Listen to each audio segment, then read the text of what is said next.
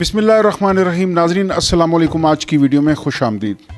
नाजरीन, यूँ तो दिल्ली के उजड़ने और बसने के लाखों गवाह रहे हैं, लेकिन इनमें से एक सूफ़ी बुज़ुर्ग ऐसे हैं जिन्होंने दिल्ली को ना सिर्फ 2 बार उजड़ते देखा बल्कि इस तारीख़ का हिस्सा भी रहे। हम बात कर रहे हैं हज़रत सैयद मोहम्मद इब्ने यूसुफ अल हुसैनी अल मरूफ बंदा नवाज़ गेसू दराज।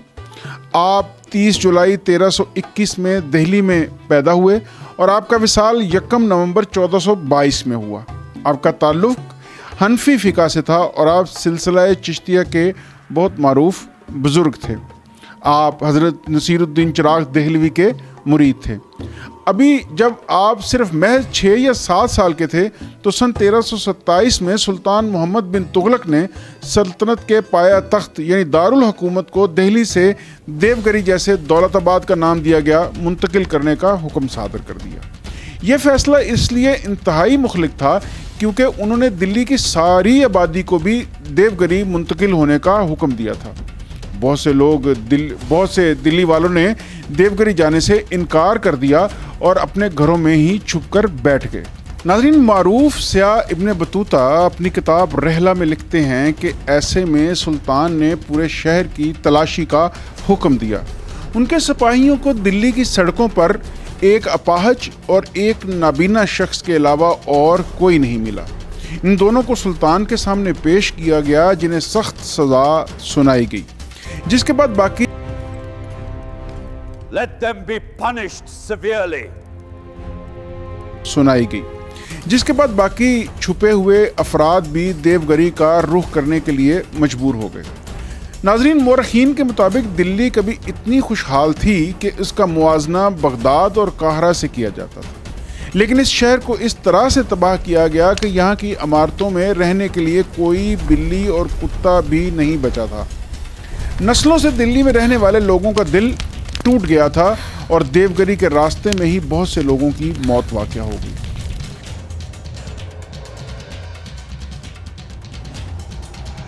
नाज़रीन, यहाँ तक कि देवगरी पहुँचने वाले भी अपने शहर दिल्ली से बाहर रहने का दर्द बर्दाश्त नहीं कर सके। और यही वो हुक्म था नाज़रीन जिसने नौखेज़ सैयद मोहम्मद हुसैनी को अपने वालिद सैयद यूसुफ के साथ दिल्ली से देवगरी के लिए रख्ते सफ़र बांधने पर मजबूर किया। लेकिन बहुत ज़्यादा जानी और माली नुकसान के बाद बादशाह ने अपना फ़ैसला बदल लिया। ताहम मोहम्मद हुसैनी, जिन्हें बाद में बंदा नवाज़ और गेसू दराज के नाम से जाना गया, वो वहीं मुकीम होकर रह गए। नाज़रीन, वालिद की वफ़ात के बाद मोहम्मद हुसैनी ने सन 1335 और 36 में अपने खानवादे के साथ वापस दिल्ली का रुख किया, जहां उन्होंने दीनी उलूम हासिल किए। मौरखीन के मुताबिक नाज़रीन, मोहम्मद हुसैनी के आबाओ अजदाद ने उस वक़्त हेरात से हिंदुस्तान का रुख किया था जब मंगोलों ने इस्लामी दुनिया को तहोबाला कर दिया था। ऐसे में हिंदुस्तान की जानब बहुत से अहले इल्म और सूफिया ने हिजरत की। नाज़रीन, मशरिक़ वुस्ता से अहले इल्म ने बड़े पैमाने पर हिजरत की और हिंदुस्तान के शुमाल मशरक़ी इलाकों में फैलते चले गए। बंदा नवाज़ गेसू दराज वो पहले अहम सूफ़ी आलिम ठहरे जिन्होंने दक्कन यानी जनूबी हिंदुस्तान का रुख किया। नाज़रीन, दिल्ली में कोई 60 साल से ज़्यादा अरसा तक क़याम करने के बाद जब वो तकरीबन 80 साल की उम्र के थे तो उन्होंने फिर से दिल्ली से रख्ते सफ़र बांधा और कई जगह क़याम करते हुए बहमनी सल्तनत के फरमारवा सुल्तान फ़िरोज़ शाह बहमन की दावत पर गुलबर्गा पहुँचे, जहाँ बादशाह ने अपने अहले खाना और उमरा के साथ उनका इस्तकबाल किया। लेकिन ये वो वक्त था जब अमीर तैमूर ने दिल्ली को मक्तलगाह में तब्दील कर दिया था। नाज़रीन, मुअर्रिख़ जस्टिन मज़रवी अपनी किताब Tamerlane sword of Islam conqueror of the world में लिखते हैं कि दिल्ली पहुंचने से पहले रास्ते में तैमूर ने तकरीबन 1 लाख लोगों को कैद कर लिया था। दिल्ली पहुंचकर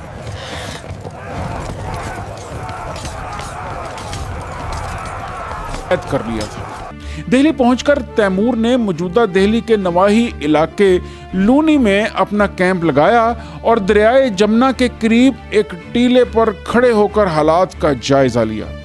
کہا جاتا ہے کہ اس وقت آپسی لڑائی کی وجہ سے دلی کی طاقت بہت کم ہو چکی تھی، تاہم اس کمزوری کی حالت میں بھی دہلی کے سلطان محمد شاہ نے 10,000 گھوڑ سوار، 25 سے 40,000 پیدل اور 120 ہاتھی کے ساتھ تیمور کی فوج کا مقابلہ کیا۔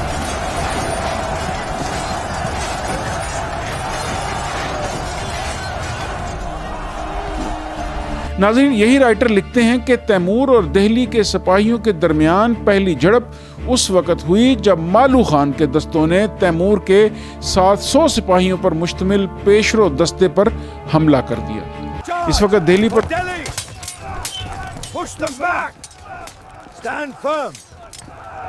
حملہ کر دیا۔ اس وقت دہلی پر سلطان محمد شاہ کی حکومت تو تھی، لیکن اصل طاقت مالو خان کے ہاتھوں میں تھی۔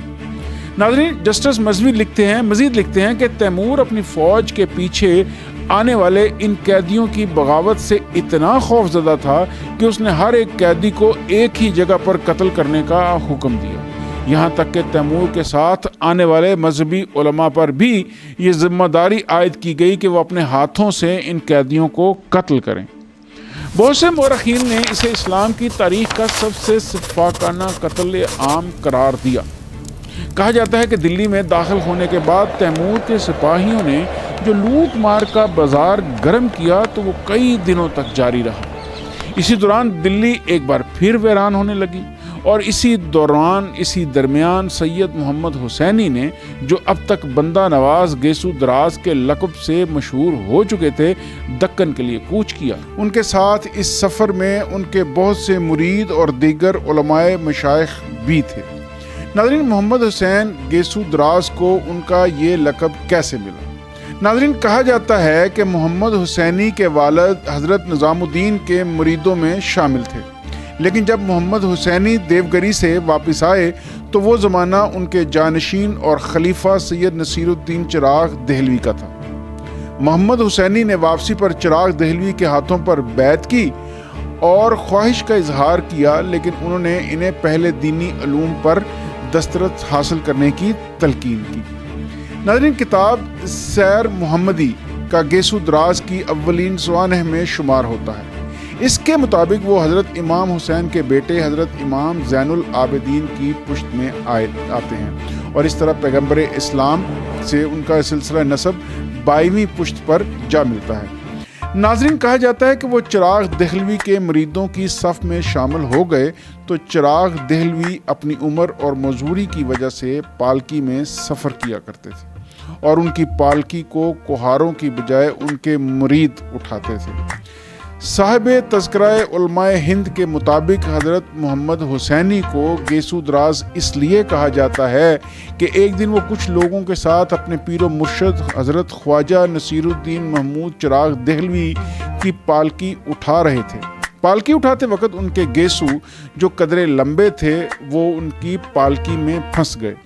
انہوں نے شیخ کی تعظیم اور ادب اور جذبہ عشق کی وجہ سے بالوں کو پالکی سے چھڑانے کی کوشش ہی نہیں کی، اور سارا سفر اس حالت میں طے کیا۔ جب ان کے پیر و مرشد کو یہ بات معلوم ہوئی تو وہ ان کے حسن اداب سے بہت خوش ہوئے اور یہ شعر کہا کہ ہر کے مرید سید گیسو دراز شد، واللہ خلافت نیست آں اشک بار شد، جس کا ترجمہ یہ ہے کہ جو بھی لمبے بالوں والے سید کا مرید ہو گیا، خدا کی قسم وہ عاشق ہو گیا۔ اس کے بعد انہیں گیسو دراز کے نام سے جانا جانے لگا۔ بہت سے لوگ انہیں عشق باز کے لقب سے بھی یاد کرتے ہیں۔ ناظرین، کہا جاتا ہے کہ ان کے گھرانے میں مردوں میں لمبے بال رکھنے کا رواج تھا، جو بعد میں بہت حد تک ان کے جانشینوں نے بھی قائم رکھا۔ اس کے بعد ناظرین، بندہ نواز گیسو دراز کی درگاہ پر ایک خاص رسم جھیلا کہلاتی ہے، جو عرس سے 1 ماہ قبل منعقد ہوتی ہے۔ سن 1398 کے آخر میں تیمور کی فوج دہلی کے قریب پہنچی تو اس وقت حضرت گیسو دراز کی عمر 80 برس تھی۔ وہ شہر چھوڑ کر دکن کی طرف روانہ ہوئے اور مختلف جگہ قیام کرتے ہوئے بالآخر گلبرگہ میں مقیم ہوئے، جو اس وقت بہمنی سلطنت کا دارالحکومت تھا۔ ناظرین، بندہ نواز کی مبینہ کتاب معراج العاشقین کی تشریح و تنقید میں ثریا پروین لکھتی ہیں کہ آپ نے 7 ربیع الثانی 801 ہجری کو دکن کے لیے کوچ کیا۔ راستے میں گوالیار، باندیر، اریچا، چندیری، بڑودہ، سلطان پور، دولت آباد اور الند میں قیام فرمایا۔ جن جن جگہوں پر آپ قیام فرماتے وہاں جوک در جوک لوگ آپ کے استقبال کے لیے آتے اور حلقہ بیت میں داخل ہوتے اور فیوز و برکات حاصل کرتے۔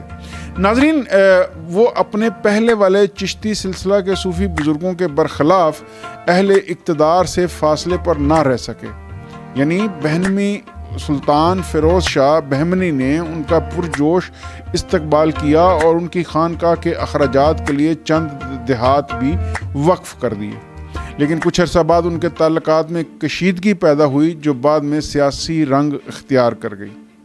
ناظرین، کہا جاتا ہے کہ سن 1416 میں سلطان فیروز شاہ نے اپنے بیٹے حسن خان کو ولی عہد مقرر کیا اور حضرت گیسو دراز سے دعا لینے کے لیے بھیجا، لیکن انہوں نے بظاہر اس سے گریز کیا اور فرمایا اللہ تعالیٰ نے پہلے ہی احمد خان کو سلطان مقرر کر دیا ہے۔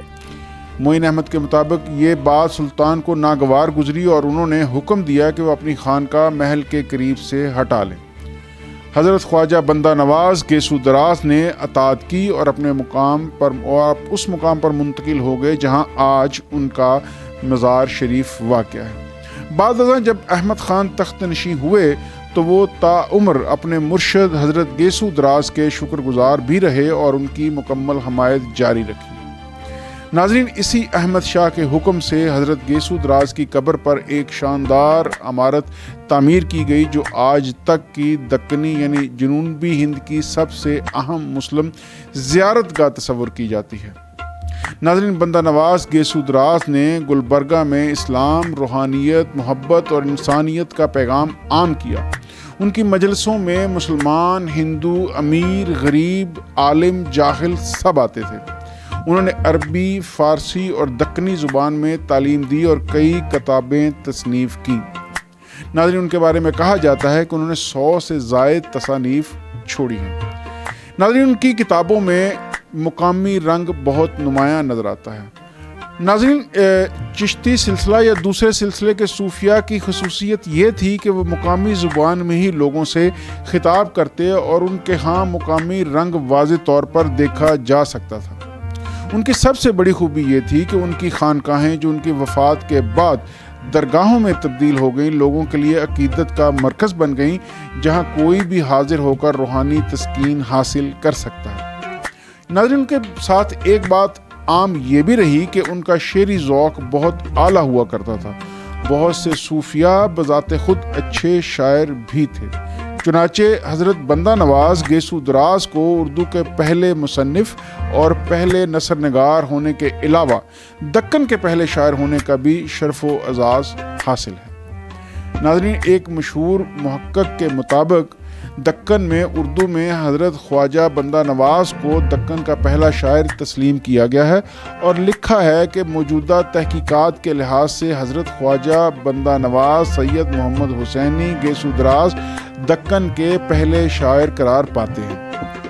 ناظرین، حضرت بندہ نواز گیسو دراز کا عرس ہر سال قمری تاریخ کے حساب سے 3 روزہ عرس 15، 16 اور 17 ذوالقعدہ کو منایا جاتا ہے اور بندہ نواز کی وفات 16 ذوالقعدہ 825 ہجری بمطابق 1 نومبر 1422 کو 100 سال سے زیادہ عمر میں ہوا۔ ان کا مزار موجودہ انڈیا میں ریاست کرناٹکا کے گلبرگہ جو اب گلبرگی میں واقع ہے، جہاں پر سال قمری تاریخ کے حساب سے یہ 3 روزہ عرس ہر سال منعقد ہوتا ہے۔ اس موقع پر دنیا بھر سے لوگ درگاہ کا رخ کرتے ہیں اور انسانوں کے اس بے پناہ منظر میں مذہب، فرقہ اور قومیت کی دیواریں مٹ جاتی ہیں۔ ناظرین، دکن آرکائیو سے تعلق رکھنے والے صبغت خان نے دی نیو انڈین ایکسپریس سے بات کرتے ہوئے حضرت خواجہ غریب نواز کے بارے میں ایک دلچسپ بات بھی بتائی۔ انہوں نے کہا کہ جب مغل بادشاہ اورنگزیب عالمگیر بندہ نواز کی درگاہ میں داخل ہوئے تو انہوں نے با آواز بلند ایک شعر پڑھا، जिसका मतलब था कि दरगाह हज़रत गेसू दराज दक्कन के लिए काबा है, जहां दीन और दुनिया का अब्दी बादशाह बंदा नवाज रहता है। वहाँ की नाज़रीन एक ख़ास रस्म झेला कहलाती है, जो उर्स से 1 माह कबल मुनक्कद होती है। इस मौका पर एक हिंदू अकीदतमंद मशल लेकर आगे आगे चलता है और एक मुसलमान चादर लेकर मज़ार की गुंबद पर चढ़ाते हैं, और दरगाह की ये रवायत हिंदू मुस्लिम इत्तेहाद और मोहब्बत की बेहतरीन मिसाल भी समझी जाती है। नाज़रीन, हज़रत बंदा नवाज गेसू दराज के उर्स के मौका पर संदल के जुलूस में शिरकत के लिए मुख्तलिफ अज़ला और पड़ोसी रियासतों से हज़ारों अकीदतमंद यहाँ जमा होते हैं। ये एक रस्मी जुलूस खुसूसी दुआ के बाद पब्लिक गार्डन से दरगाह के अखाते तक निकाला जाता है। 3 रोज़ा तकरीबात का आगाज़ फातह ख्वानी से होता है और उसके बाद कवाली और समाह के प्रोग्राम भी होते हैं, और फिर तबर्क तकसीम किया जाता है, और फिर महबूब गुलशन पब्लिक गार्डन में नमाज असर की अदायगी के साथ ही ये जुलूस चलना शुरू हो जाता है। नाज़रीन, संदल ले जाने वाला जुलूस नमाज मगरिब अदा करने के लिए सुपर मार्केट के इलाके में वहाँ वाक़या मबास मस्जिद से गुज़रता है, और दरगाह पहुँचने से पहले इसका 11 सीढ़ी पर इस्तकबाल किया जाता है। जुलूस में लाए गए संदल का पेस्ट हज़रत ख्वाजा बंदा नवाज की कब्र पर मल दिया जाता है। एक मुसन्नफ़ का कहना यह है कि जनूब यानी साउथ इंडिया में मैंने देखा कि ज़्यादातर दरगाहों में संदल की तकरीब होती है। दरियाफ्त करने पर मालूम हुआ कि तमाम दरगाहों में संदल भी हैं, और खुल्दाबाद के तमाम औलिया के दरबारों में भी ये अहम आहंगी सकाफ़त के तौर पर मौजूद है। हमने इससे कबल अजमेर की दरगाह के मुतल्लिक़ बात करते हुए नाज़रीन ये कहा जाता है कि बसंत की रस्म की तरह संदल की रस्म भी वहाँ बाद में पहुँची। नाज़रीन, गुलबर्गा में हज़रत बंदा नवाज गेसू दराज की दरगाह में एक खादिम संदल को पीसने में हमेशा मशगूल रहता है। उनकी खानकाह में रोज़ाना सैकड़ों लोग रूहानी सुकून हासिल करते हैं, दवा करवाने और मोहब्बत की बातें सुनते हैं। वो दूसरे मज़ाहब के मानने वालों से भी एहतराम से पेश आते हैं, और उनके दर पर सबको यकसा मोहब्बत और इज़्ज़त मिलती है। किस्सा मुख्तसर, दरगाह हज़रत बंदा नवाज गेसू दराज सिर्फ़ एक मज़ार नहीं बल्कि मोहब्बत, अख़ुवत और वहदत व इल्म का इस्तारा है। उनकी तालीमात आज भी ज़िंदा है, और उनका पैगाम आने वाली नस्लों के दिलों को मुनव्वर करता रहेगा। नाज़रीन, हज़रत बंदा नवाज का कहना था कि कोई जब तक तमाम दुनियावी चीज़ों से फारिग ना हो जाए राह सलूक में कदम ना रखे। उनके मुताबिक हकीकत व तरीक़त को शरीयत की ज़िद नहीं समझा जाना चाहिए, और दिल से हिरस व हवस को दूर करें, और अगर दूर ना हो तो उसके लिए मुजाहदा व रियाज़त करते रहें। किसी भी हाल में नामो नमूद और शोहरत के तलबगार ना बने, और बाज़ार सिर्फ शदीद ज़रूरत के वक्त ही जाएँ। ये थी नाज़रीन तालीमात हज़रत बंदा नवाज गेसू दराज की, वो वली अल्लाह जिसकी दरगाह पर आज भी लाखों लोग हाज़री देते हैं, दुआएं मांगते हैं, और उनकी दुआओं को शर्फ़ कबूलियत मिलता है।